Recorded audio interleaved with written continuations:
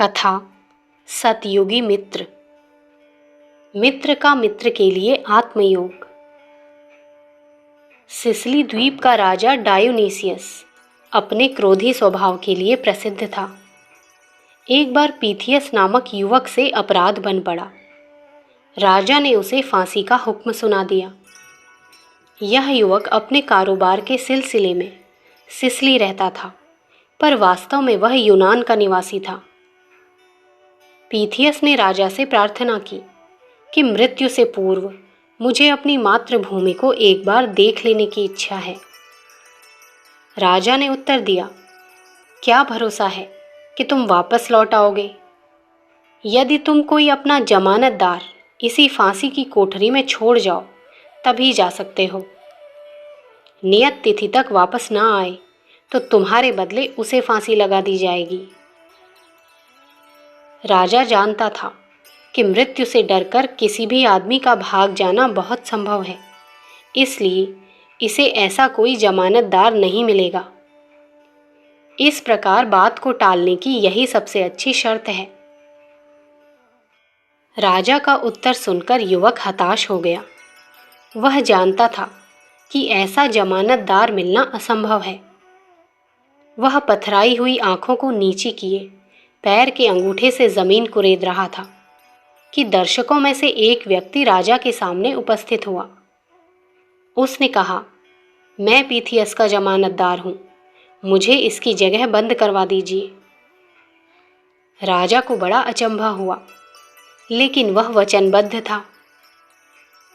जमानतदार डेमन को कारागार में बांध दिया गया और पीथियस को छोड़ते हुए उससे कह दिया गया कि 1 महीने के अंदर तुम्हें आ जाना चाहिए, नहीं तो ठीक आज के ही दिन डेमन को फांसी दे दी जाएगी।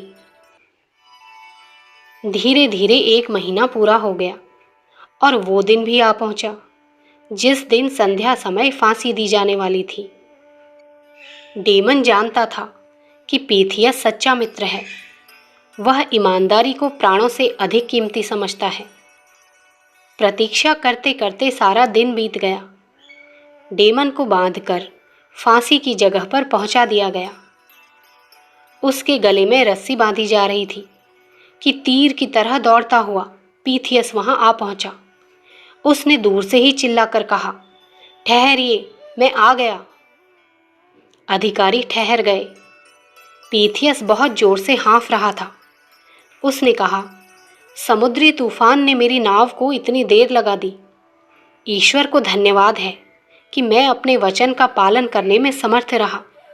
लीजिए, अब मैं मरने को तैयार हूं।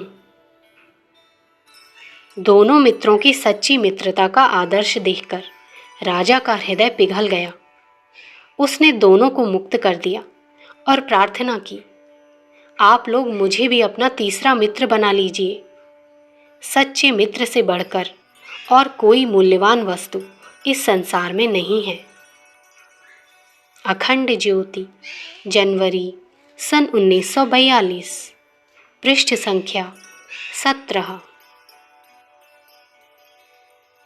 विचार क्रांति दूत यूट्यूब चैनल को सब्सक्राइब करें एवं अगली वीडियोस प्राप्त करने के लिए बेल आइकन दबाएं।